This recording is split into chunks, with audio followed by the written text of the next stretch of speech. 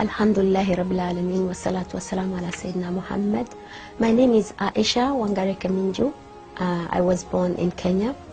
I embraced Islam 10 years ago after really a struggle in life, after searching for so long. Prior to becoming a Muslim, I was a flight attendant. Since I had it all, I was sitting on top of the world, like they say. I was a flight attendant, successful, earning any money that I would have wanted. I could have bought anything in any shop in Milan, Paris, Rodeo Drive. I bought anything I wanted. Yet, the more I bought, the more I was depressed. But Alhamdulillah, by the mercy of Allah, Islam found me. I didn't find Islam. His life is studied by children, all ages, and has been studied for the last 15 centuries. And he has been the most important man for 15 centuries continuous. He has been the most read about man, the most talked about man, and continues to be. I mean, and every aspect of Islam recorded. We don't have to struggle to find out how he lived, how he ate, how he sat, how he talked. I mean, no other person's life has been recorded, no other prophet, no other human being or any other thing has been given such attention.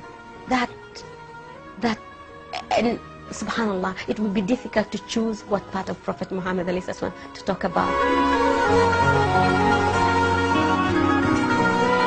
Did I know Muslims? I knew Muslims since I was born. My next door neighbors were Muslims.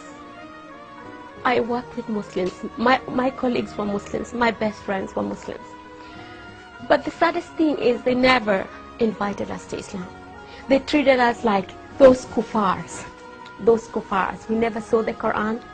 We were not supposed to touch the Quran, you know, those najis.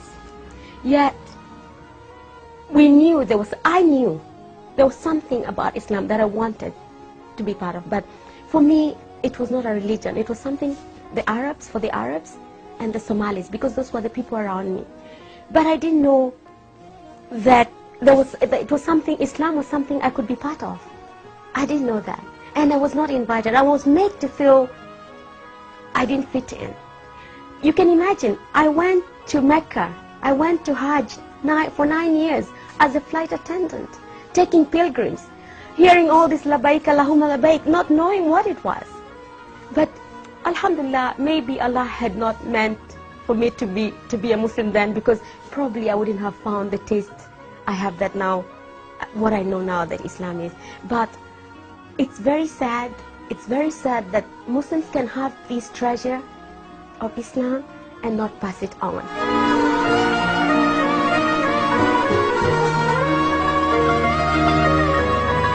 Before being a Muslim, he was just a man, an Arab man, a crazy man who went around with a sword in the hand and probably threatening everybody to chop off their heads if they... I didn't even know what, because he was not introduced to me. He was not introduced. So I can't really say I knew Muhammad. The only thing I knew about Muhammad, we had to know this thing about 622 and the Hijrah to pass our exams. After Islam, what else can I say? Sometimes I can't wait for death to come, because this is what separates me, inshallah, from seeing him in reality. What can I say about the man who Allah subhanahu wa ta'ala chose to be the carrier of his last message, the mercy of humankind? What can I say about Prophet Muhammad? I don't possess those words.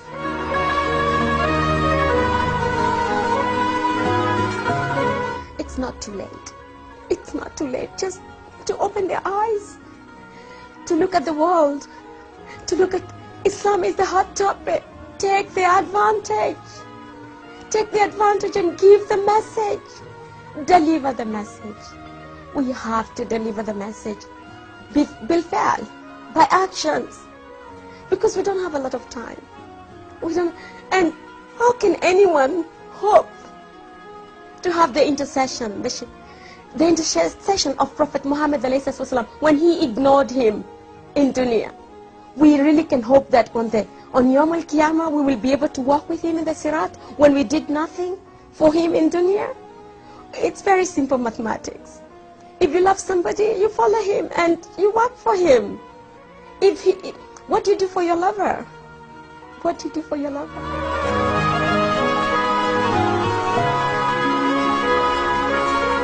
If I didn't die or faint and die, I'll tell him not to be sad.